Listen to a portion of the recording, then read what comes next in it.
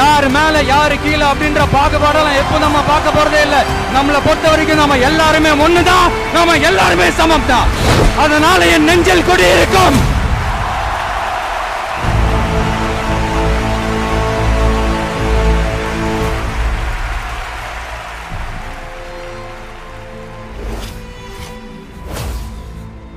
ஒரு மனிதரை சுற்றி எத்தனை எத்தனை கேள்விகள், அத்தனை கேள்விகளுக்குமான பதில் இந்த ஆவணப்படம்.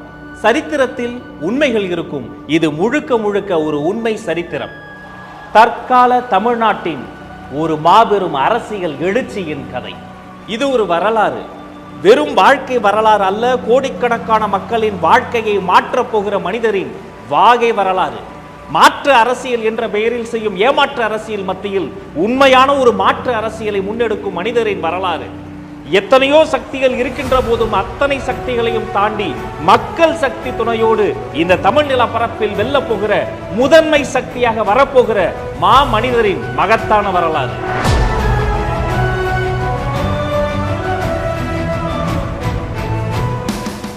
தளபதியின் பயணம் இன்று நேற்று தொடங்கியது கிடையாதுங்க. அவருடைய வாழ்க்கை என்பதே தனி வரலாறு. அத்தனை சுலபத்தில் ஒரு ரசிகர் மன்றத்தை யாராலும் தொடங்க முடியாது. இந்த மண்ணுக்கும் மக்களுக்கும் யாராவது சேவை செய்தால்தான் இளைய தளபதி விஜய் ரசிகர் மன்றம் என்ற போர்டையே வைக்க முடியும் என்பது எழுதப்படாத விதி. அன்னதானம், இரத்த தானம், இலவச நோட்டு புத்தகம் தருவதுன்னு போட்டி போட்டு சேவைகள் செய்தவர்கள் தளபதியின் ரசிகர்கள். 90களின் பிற்பகுதியில் ரசிகர் மன்றங்கள் தொடங்கி ரசிகர் மன்றங்களை நற்பணி மன்றங்களாக மாற்றி நற்பணி மன்றங்களை நற்பணி இயக்கமாக மாற்றி காட்டிய மாஸ்டரின் பெயர்தான் தளபதி. எல்லோரும் பிறந்த நாள் அன்று கோயிலுக்கு போவார்கள். தளபதியோ மருத்துவமனைக்கு போய்விடுவார். சென்னை அரசு மருத்துவமனையில் ஒவ்வொரு வருஷமும் அவர் பிறந்த நாள் அன்று பிறக்கின்ற குழந்தைகளுக்கு தங்க மோதிரத்தை பரிசாக தருவார் தளபதி. தலைநகரத்தில் தளபதி தருவார். தமிழ்நாடு முழுக்க அவரது ரசிகர்கள் தருவார்கள். அந்த தங்கம் அந்த குழந்தையின் வீட்டில் அப்படியே தங்கும். அதனால்தான் அது தங்கம். மன்றத்தின் சார்பில் பல ஊர்களில் இலவச மருத்துவ முகாம்கள் நடத்தினார்கள். சாதி, மதம், இனம் என யாரையும் பிரித்து பார்க்காத தளபதியின் ரசிகர்கள் இரத்த தானத்தை கொடுத்து கொண்டே இருந்தார்கள். தென்னிந்தியா முழுக்க யாருக்கு எப்போது எங்கு ரத்தம் தேவைப்பட்டாலும் உடனே அவர்கள் அலைபேசியில் அழைக்கும் இடமாக தளபதியின் ரசிகர் மன்றங்கள் தான் இருந்தன. ஒன்றை இரண்டாக்கும் கத்திரிக்கோலை எல்லோரும் தள்ளி வைப்பார்கள். இரண்டை ஒன்றாக்கும் ஊசியை நெஞ்சுக்கு பக்கத்தில் குத்தி வைப்பார்கள். அப்படி எல்லோரையும் ஒன்றாக்கிய தளபதி எத்தனையோ ஏழைகளுக்கு இலவசமாக தேயிலை மிஷன்களை வாங்கி கொடுத்தார்.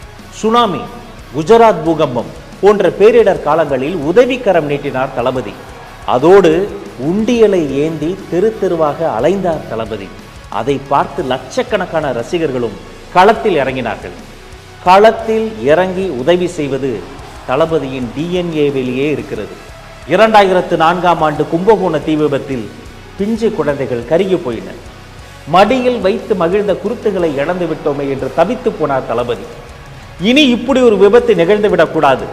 எதில் வேண்டுமானால் விளையாடுங்கள், குழந்தைகளின் பாதுகாப்பு விஷயத்தில் விளையாடாதீர்கள். இது ஒரு எழுகை மணி என்று காத்திரமான எழுத்துகளால் ஆத்திரமான அறிக்கையை வெளியிட்டார் தளபதி. உணவு உண்ணும் ஒவ்வொருவரும் கொண்டாடும் ஒரு விழா பொங்கல் திருவிழா. அதையொட்டி இந்திய அரசு வெளியிட்ட சிறப்பு தபால் தலை. 2006ஆம் ஆண்டு அதை வெளியிட்டது அன்றைய பிரதமர். அதை முதலில் பெற்றுக்கொண்டது நம்முடைய தளபதி. இஸ்திரி போடும் தொழிலாளியின் வயிற்றில் சுருக்கங்கள் என்ற ஒரு ஹைக்கூ கவிதை இருக்கிறது. ஒரு இஸ்திரி பெட்டி என்பது பல பேர் குடும்பத்தையே மாற்றக்கூடியது. அந்த இஸ்திரி பெட்டியில் தொடங்கி மிதிவண்டியில் இருந்து மாற்றுத்திறனாளிகளை சமூகத்தின் மாற்றும் திறனாளியாக மாற்றக்கூடிய முச்சக்கர வண்டிகளில் இருந்து நோட்டு புத்தகத்தில் இருந்து அரிசி பருப்பில் இருந்து எத்தனையோ உதவிகளை தாராளமாய் கிள்ளி அல்ல அள்ளி அள்ளி கொடுத்தவர் தான் நம்முடைய தலைவர் தளபதி. தொடர்ச்சியான சமூக சேவைகளின் பின்னர் மன்றம் இயக்கமாக மாறியது. நமக்கென்று ஒரு தனித்த அடையாளம் வேண்டும் என்பதற்காக தனி கொடியை அறிமுகம் செய்தார் தளபதி. ரசிகர்களுக்கு இதயத்தில் இடத்தை கொடுத்தார், உதவி செய்யும் குணத்தை கொடுத்தார், அவர்களுக்கென்று அன்றே தனி கொடியையும் கொடுத்தார். அதுதான் உழைத்திடு உயர்ந்திடு உன்னால் முடியும். அருப்புக்கோட்டை, ஈரோடு, பொள்ளாச்சி, கிருஷ்ணகிரி, வேலூர், தஞ்சாவூர், மதுரை, திருச்சி, பாண்டி, புதுக்கோட்டை, தமிழகத்தின் பல ஊர்களுக்கும் நேரில் வந்து நலத்திட்ட உதவிகளையும் செய்தார். ஹீரோவா ஜீரோவா என்ற விழிப்புணர்வு காணொளியில் நடித்து கல்வி சார்ந்த முன்னெடுப்பிற்கு உறுதுணையாக நின்றார். மைதானத்தில் மட்டுமல்ல, படிப்பிலும் கில்லியாக இருக்க வேண்டும் என்று பள்ளி கல்வி முக்கியத்துவத்தை மாணவர்களுக்கு சொல்லிக் கொடுத்தார். 2008ஆம் ஆண்டு காலத்தின் கருப்பு பக்கங்கள். தொட்டுவிடும் தூரத்தில் தொப்புள் குடி தமிழர்கள் கொத்து கொத்தாய் செத்து கொண்டிருந்தார்கள். துடித்து போனார் தளபதி. சேப்பாக்கத்தில் உண்ணாவிரத போராட்டத்தை தொடங்கினார். தமிழ்நாடு முழுக்க தலைவரை பின்பற்றும் அவருடைய ரசிகர்கள் 37 இடங்களில் உண்ணாவிரத போராட்டத்தை தொடங்கினார்கள். பின்குறிப்பு: இது ஒரு உண்மையான உண்ணாவிரத போராட்டம். ஈழத் தமிழர்களுக்காக நடைபெற்ற நடிகர் சங்க போராட்டங்களில் ஒன்றில் மேடையேறிய தளபதி பிரதமருக்கு தந்தியடிக்க சொன்னார். ஒரே இரவில் பிரதமருக்கு 25,000 தந்திகள் பறந்தன. ஒரு கல்வி சாலை திறக்கப்படும் போது ஒரு சிறைச்சாலை மூடப்படுகிறது என்பார்கள். ஏழை மாணவர்களுக்காக ஓசூரில் இலவச பள்ளிக்கூடத்தை திறந்து வைத்தார் தளபதி. யாரும் மற்ற மக்களுக்கு நான் இருக்கிறேன் என்பார் தளபதி. அந்த காலகட்டத்தில் எத்தனையோ ஏழை பெண்களுக்கு அன்னை இருக்க வேண்டிய இடத்தில் அண்ணனாக அவர் இருந்து 51 சீர்வரிசைகள் தந்து பற்பல ஊர்களில் எத்தனையோ இலவச திருமணங்களை நடத்தி வைத்த தலைவர்தான் நம்முடைய தளபதி. உலகமே ஒரு உருண்டை என்பார்கள். அந்த உருண்டையை ஒரு சதுரத்துக்குள் அடைத்து விட்டார்கள். அதுதான் கம்ப்யூட்டர். எத்தனையோ ஏழை குழந்தைகளுக்கு அது எட்டாக்கனியாகவே இருந்தது. அதை உணர்ந்துதான் தமிழ்நாடு முழுக்க எங்கெல்லாம் முடியுமோ அங்கெல்லாம் இலவச கணினி மையங்களை திறந்து வைத்தார் தளபதி. மாணவர்கள் பிரச்சனை மட்டுமா, மீனவர்களின் பிரச்சனைக்கும் களத்தில் இறங்கினார் தளபதி. எல்லோரும் மீனை சுட்டு சாப்பிடுவார்கள். இலங்கை கடலில் தமிழ் மீனவர்களை சுட்டு கொன்று கொண்டிருந்தார்கள்.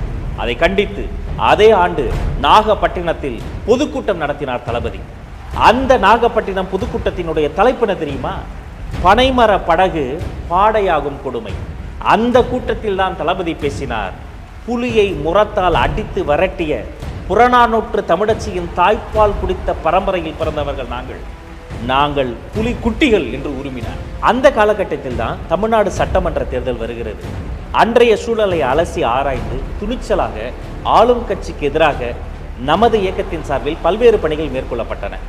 அரசியல் நாகரிகத்தை எப்போதும் கடைபிடிக்கும் தளபதி தேர்தலுக்கு பின்னர் முதலமைச்சரையும் நேரில் பார்த்தார், எதிர்க்கட்சி தலைவரையும் நேரில் பார்த்தார். இன்று அரசியல் பேசும் பலரும் அன்று பள்ளிக்கூடம் படித்துக் கொண்டிருந்த காலத்திலேயே தனது ரசிகர்களுக்கு அரசியல் பாடங்களை கற்றுக் கொடுத்தவர் தளபதி. அடுத்து சேலத்தில் இயக்கத்தின் பொதுக்கூட்டம். அங்கு பேசும்போது முக்கியமான ஒரு செய்தியை சொன்னார் தளபதி. நான் மருத்துவமனைக்கு போய் மோதிரம் போடுவது பெரிய விஷயம் இல்லை. என் ரசிகர்கள், நீங்கள் மருத்துவமனைகளுக்கு சென்று மோதிரம் தருகிறீர்களே, இது ரொம்ப பெரிய விஷயம். இத்தனை நாட்கள் உங்களால் நான் வளர்ந்தேன், இனி என்னால் நீங்கள் வளர்வீர்கள் என்று அன்றே சொன்னார் தளபதி.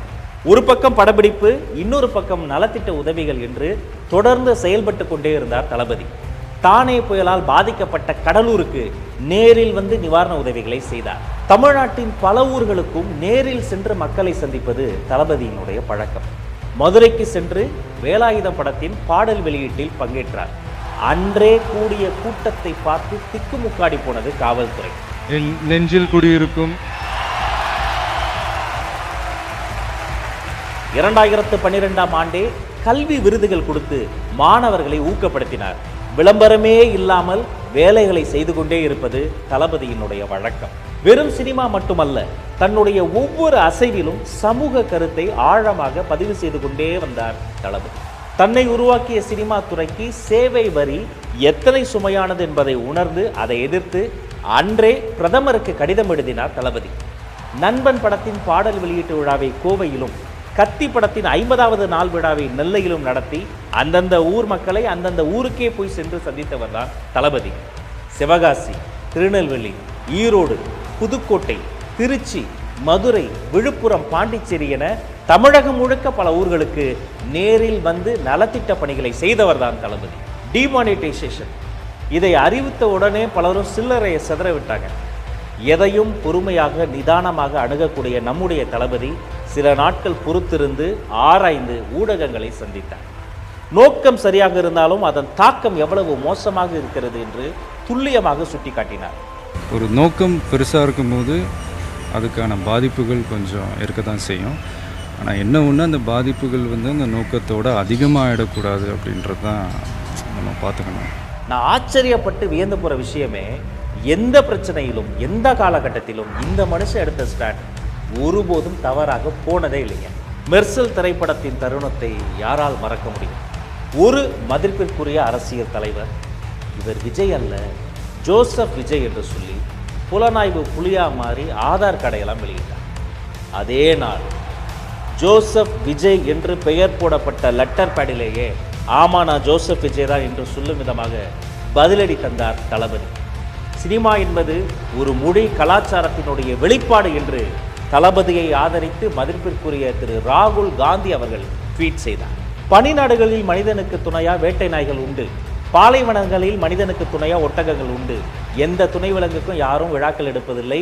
உழவுக்கு துணையா இருக்கிற மாட்டுக்கும் சேர்த்து மாட்டு பொங்கல் கொண்டாடக்கூடியது தமிழினம். அந்த மாட்டுக்கு நீதி கேட்டு மனிதர்கள் போராடியது தான் 2017 ஜல்லிக்கட்டு போராட்டம். பல லட்சம் மாணவர்களோடு களத்தில் போய் அமர்ந்து அந்த போராட்டத்திலும் பங்கெடுத்து தரையில் அமர்ந்து தன்னால் அது திசை திரும்பி விடக்கூடாது என்பதற்காக முகத்தில் ஒரு கர்ச்சீஃபை கட்டிக்கொண்டு பீட்டா என்ற ஒரு பன்னாட்டு அமைப்புக்கு எதிராக துணிச்சலாக வீடியோவும் வெளியிட்ட உணர்வுமிக்க லீடர் நம்முடைய தளபதி. இது சம்பந்தமாக கைது செய்யப்பட்டவங்களை வெளியே அனுப்பிட்டா நான் சந்தோஷப்படுவேன். இவ்வளவுக்கும் காரணமான அமைப்பை வீட்டுக்கு அனுப்பிட்டா தமிழ்நாடு சந்தோஷப்படுவேன். +2 பப்ளிக் எக்ஸாமில் 1200க்கு 1176 மார்க்குகளை வாங்கி குவித்த அரியலூர் அனிதா மருத்துவர் ஆக முடியவில்லை. நீட் என்ற ஒரு தேர்வு அரியலூர் அனிதாவை கொன்றது. அரியலூர் அனிதாவின் வீட்டிற்கே நேரில் சென்றார் தளபதி. நானும் ஒரு தங்கையை பறிகொடுத்தவன் தான், அனிதாவும் என்னுடைய தங்கை தான் என்று அவர்கள் துக்கத்தில் பங்கெடுத்து துணையாக நின்றார் தளபதி. நமக்கெல்லாம் வாழ்க்கையில் என்றாவது ஒரு நாள் வக்கீல் தேவைப்படுவார், ஒரு நாள் மருத்துவர் தேவைப்படுவார். ஒவ்வொரு நாளும் ஒவ்வொரு வேளை உணவையும் உண்ண விவசாயி தான் தினந்தோறும் தேவைப்படுவார். 2017ஆம் ஆண்டு விகெயின் உட்ஸ் நிறுவனம் தளபதிக்கு தங்கப்பதக்கம் தந்தது. அந்த தங்கப்பதக்க மேடையில் கூட தன்னை பற்றி பேசாது இந்த மண்ணை காக்கும் விவசாயிகள் குறித்து பேசினார் தலைவர். நம்ம எல்லாருமே நல்லா இருக்கணும்னு நினைக்கிறவங்க நல்லா இல்லைங்க. விவசாயிங்க இந்தியா இந்த வல்லரசு ஆகணும், அதாகணும், இதாகணுன்றதெல்லாம் கூட அப்புறங்க. முதல்ல விவசாயிங்க நல்லா வாழ்கிற அரசாக மாறணும். 2018ஆம் ஆண்டு தூத்துக்குடியில் ஒரு ஆலைக்கு எதிராக அப்பாவி தமிழர்கள் 100 நாட்கள் போராடினார்கள். சொத்து சுகத்திற்காக போராடவில்லை, சுத்தமான காற்றுக்காகவும் நிலத்தடி தண்ணீருக்காகவும் போராடினார்கள். 100வது நாள் நீதி கிடைக்கும் என்று அவர்கள் போன இடத்தில் அநீதி கிடைத்தது. தங்கை ஸ்னோலின் உட்பட பலரும் சுடப்பட்டு இறந்தார்கள். இறந்தவர்களின் வீட்டிற்கு பைக்கில் நள்ளிரவில் சென்று அவர்கள் வீட்டின் தரையில் அமர்ந்து உங்களுக்கு நான் இருக்கிறேன் என்று அவர்கள் துக்கத்தில் பங்கெடுத்தார் தளபதி. கஜா புயல் வந்து இந்த மண்ணின் மக்கள் பாதிக்கப்பட்ட போது மன்ற பொறுப்பாளர்களுக்கு நேரடியாக நிதி கொடுத்து நேரடியாக அந்த மக்களுக்கு போய் உதவி செய்ய சொன்னவர் தான் தளபதி. கடவுள் வாழ்வது எங்கே? சக மனிதன் மீது நாம் காட்டக்கூடிய கருணையில் வாழ்கிறார். 2019ஆம் ஆண்டு சர்க்கார் பட பாடல் வெளியீட்டு விழா. அந்த மேடையில் தளபதி பேசியது தலைப்பு செய்தியாய் மாறியது. முதலமைச்சரானா நீங்க என்ன பண்ணுவீங்க? நிஜத்துல முதலமைச்சரா நடிக்க மாட்டேன். டிஜிட்டல் பேனர் சரிந்து விழுந்து சுபஸ்ரீ என்ற மாணவி அகால மரணம் அடைந்தார். பிகில் திரைப்படத்தின் பாடல் வெளியீட்டு விழாவில் இதை சுட்டிக்காட்டி பேசி கவனக்குறைவாக இருக்கக்கூடாது என்பதை துணிச்சலாக பேசி தன்னுடைய படவிழா மேடைகளை கூட சமூக பிரச்சனைகளின் மீது வெளிச்சம் வீசும் சமூக மேடைகளாக மாற்றி காட்டியவர் தான் தளபதி. சுபஸ்ரீயோட அந்த இழப்பு இல்லை, இந்த நேரத்தில் அவங்களுடைய பேரண்ட்ஸுக்கும் அவங்களுடைய ஃபேமிலிக்கும் என்னுடைய ஆறுதலையும் வருத்தத்தையும் தெரிவிச்சுக்கிறேன். அடுத்த ஆண்டு நெய்வேலியில் முறைப்படி அனுமதி வாங்கி படப்பிடிப்பு நடந்து கொண்டிருந்தது. அந்த படப்பிடிப்பை நிறுத்த வேண்டுமென 10 பேர் சேர்ந்து எதிர்ப்பு தெரிவித்து போராடினார்கள். தளபதியை எதிர்த்து 10 பேர் வந்தால் ஆதரித்து எத்தனை பேர் வருவார்கள்னு தெரியும்ல.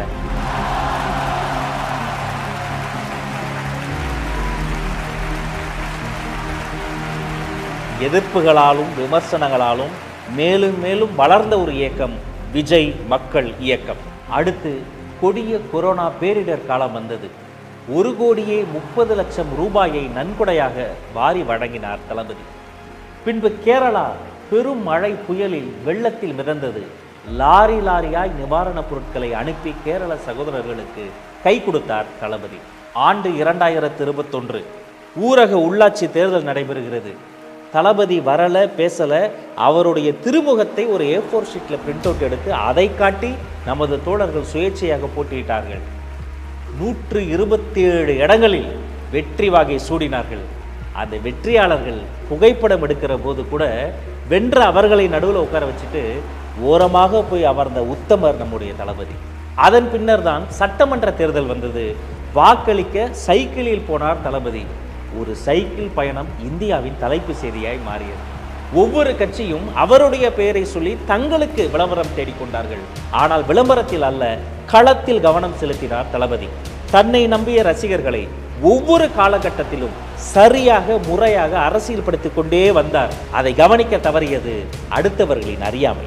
ஒரு தவறு நடந்த பிறகு தண்டனை தருபவர் அல்ல தலைவர், தவறே நடக்காமல் தடுப்பவர் தான் நல்ல தலைவர். புதுக்கோட்டையிலும் பெரம்பலூரிலும் துப்பாக்கி சூடு பயிற்சி தளத்தில் நடந்த விபத்தை சுட்டிக்காட்டி அதுபோல் இனிமேல் நடக்காமல் தடுக்க வேண்டும் என்றார் தளபதி. புதுக்கோட்டை மாவட்டத்தில் பசுமலைப்பட்டி அப்படின்ற ஒரு இடத்துல புகழேந்தின ஒரு பையன், ஒரு 11 years இருக்கும். அந்த துப்பாக்கி சுடும் அந்த பயிற்சி தளங்கள் இருக்குல்ல, அதில் ஒன் ஆஃப் த ஒரு ட்ரைனிங் செஷனில் அந்த குண்டு வந்து தவறாக அந்த பையன் மேலே பட்டு அந்த பையன் வந்து இறந்து போயிட்டாப்புல. அதுக்கப்புறம் அந்த பயிற்சி தளத்தை மூடிட்டாங்க. அந்த பையனோட ஃபேமிலிக்கு நிவாரணம்லாம் கொடுத்தாங்க. அதில் உண்மையிலே பாராட்டுக்குரிய ஒரு விஷயம்தான். அதுக்கப்புறம் கூட பெரம்பலூர் சைடில் கூட அதே மாதிரி ஒரு இன்சிடென்ட் கூட நடந்தது. பட் நல்லவேளை அங்கே உயிர் சேதம் எதுவும் நடக்கல. சொல்கிறேன், இந்த மாதிரி விஷயத்துக்குலாம் அதுக்கான காரணங்கள் என்னென்னு கண்டுபிடிச்சிட்டு அது கொஞ்சம் முன்கூட்டி ஏதாவது மாற்றி பண்ணால் நல்லாயிருக்கும். இலவச சட்ட ஆலோசனை மையம், ரொட்டிப்பால் முட்டை திட்டம், குருதியகம், விடியகம், பயிலகம், நூலகம், விலையில்லா விருந்தகம், விலையில்லா வீடு கட்டித்தரும் திட்டம், இப்படி ஒரு அரசாங்கம் செய்ய வேண்டிய வேலைகளை ஒரு தனி மனிதர் சத்தம் இல்லாமல் செய்து கொண்டே இருக்கிறார். அவர்தான் தளபதி.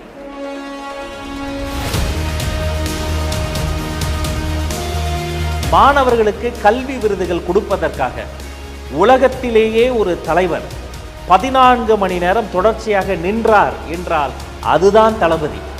குழந்தைகளோடு குழந்தையாகவே மாறிப்போனார் தளபதி.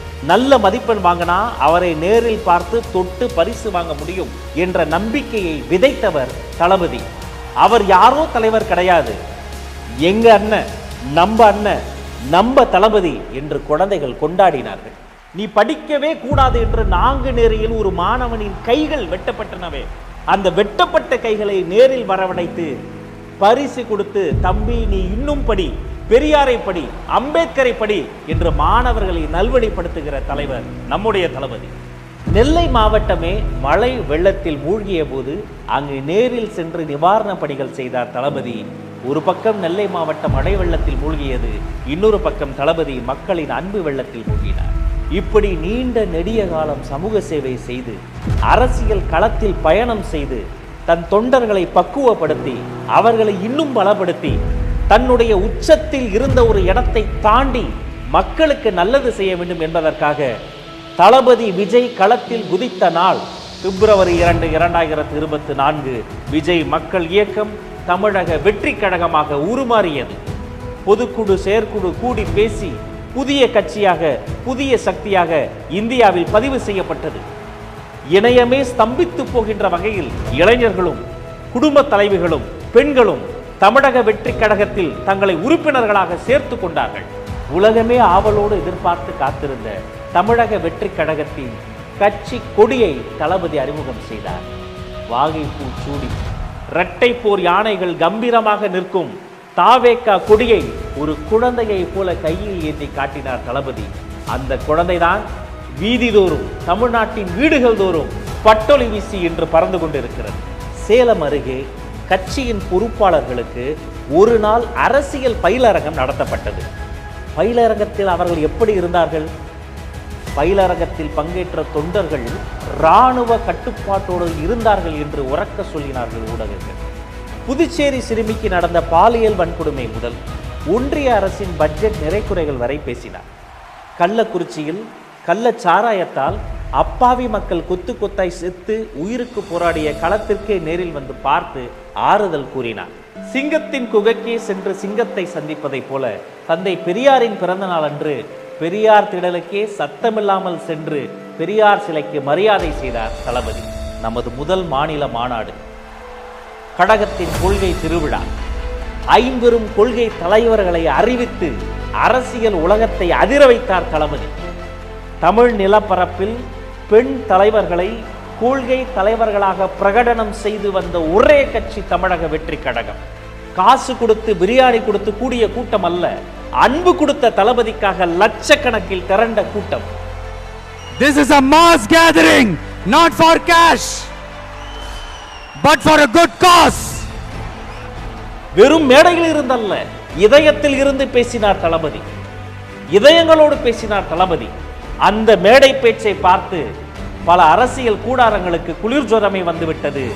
அரசியல் வரலாற்றை புரட்டி போட்ட வெற்றி சாலை விக்கிரவாண்டியின் வி சாலை. அந்த விக்கிரவாண்டி வி சாலையில் தளபதி ஏற்றிய வெற்றி கொடி இன்றும் கம்பீரமாய் பறந்து கொண்டே இருக்கிறது.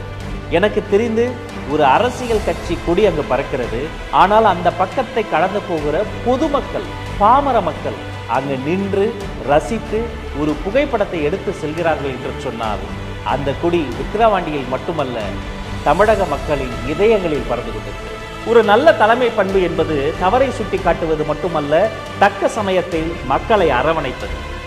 உலக வரலாற்றிலேயே ஒரு அரசியல் கட்சியினுடைய மாநாட்டிற்கு 1000 அழுத்தங்களுக்கு மத்தியில் நிலம் கொடுத்த விவசாய பெருமக்களை நேரில் அழைத்து அவர்களுக்கு நன்றி சொன்ன நன்றி உணர்வுள்ள ஒரே தலைவர் நம்முடைய தலைவர். அடுத்த மேடை அம்பேத்கரின் அதிரடி மேடை. எல்லோருக்கும் அம்பேத்கர் புத்தக வெளியீட்டு விழாவில் தளபதி மேடை ஏறினார். மணிப்பூரின் கொடுமைகளை குறித்தும் இந்த மனிதர் பேசினார். வேங்கை வயல் என்னும் வேதனை வயலை குறித்தும் இந்த மனிதர் பேசினார். ஒன்றிய அரசுக்கு எதிராகவும் தமிழ்நாடு அரசுக்கு எதிராகவும் சமூக நீதியை பேசினார். இன்னைக்கு மணிப்பூர்ல என்ன நடக்குதுன்னு நம்ம எல்லாருக்குமே தெரியும். சரி, அங்கதான் அந்த அரசு அப்படி இருக்குன்னா இங்க இருக்கிற அரசு எப்படி இருக்கு? இங்க நம்ம தமிழ்நாட்டுல வேங்கை வயல்னு ஒரு ஊர்ல என்ன நடந்துச்சுன்னு நம்ம எல்லாருக்குமே தெரியும். சமூக நீதி பேசுற இங்க இருக்கிற அரசு அதுக்கு எந்த விதமான ஒரு நடவடிக்கை எடுத்த மாதிரியே எனக்கு தெரியலையே. நீங்க உங்களோட சுயநலனுக்காக பல வழிகளில் பாதுகாத்து வரும் உங்கள் கூட்டணி கணக்குகள் அனைத்தும் 2026 மக்களை மைனஸ் ஆக்கி விடுவார்கள். பெஞ்சால் புயலால் பொதுமக்கள் பாதிக்கப்பட அவர்களை நேரில் போய் பார்த்தால் தன்னை பார்க்க பெரும் கூட்டம் வந்து பாதிப்பு அதிகமாகும் என உணர்ந்து தன்மேல் படி வந்தாலும் பரவாயில்லை என்று நேரில் போகாமல் பாதிக்கப்பட்டவர்களை நேரில் வரவழைத்து நிவாரண உதவிகளை செய்தவர்தான் தளபதி. நீங்கள் எத்தனை விமானங்களை கூட உருவாக்க முடியும், ஆனால் ஆற்று நீர் பாசனத்தை நீங்கள் நினைத்தால் கூட உருவாக்க முடியாது. நீர்நிலைகளை, விவசாய நிலங்களை, மண்ணை மலடாக்கும் பரந்தூர் விமான நிலையத்திற்கு எதிர்ப்பு தெரிவித்து களத்திற்கே வந்தார் தளபதி. சொந்த நாட்டு மக்களை ஒரு கட்சி தலைவர் பார்க்க வருவதற்கு எத்தனை தொல்லைகள் கொடுத்தார்கள். அத்தனை தொல்லைகளையும் தாண்டி குரலற்றவர்களின் குரலாக ஓங்கி ஒலித்தார் தளபதி. நீங்க உங்களோட வசதிக்காக அவங்களோட நிக்கிறதும் அவங்களோட நிக்காம இருக்கிறதும், நாடகம் ஆடுறதும் நாடகம் ஆடாம இருக்கிறதும், அது சரி, நம்புற மாதிரியே நாடகம் ஆடுறதுல தான் நீங்க கில்லாடிங்களாச்சு. இந்த பிரச்சனையில நான் உங்களோட உறுதியா நிற்பேன். அண்ணா பல்கலைக்கழக மாணவிக்கு நடந்த கொடுமை கொடூரமானது. படிக்க வரும் பெண்களுக்கு பயம் வந்தது. அச்சம் வேண்டாம், அண்ணன் நான் இருக்கிறேன் என்று தமிழ்நாட்டின் சிங்க பெண்களுக்கு தன் கைப்பட கடிதம் எழுதினார் தளபதி. தமிழக வெற்றி கழகத்தின் மகளிர் அணி தோழர்கள் தமிழகம் முழுவதும் அந்த கடிதத்தை கொடுத்தார்கள். கொடுக்க கூடாது என்று பயமுறுத்தினார்கள், அச்சமூட்டினார்கள், கொடுத்தவர்களை கைது செய்தார்கள்.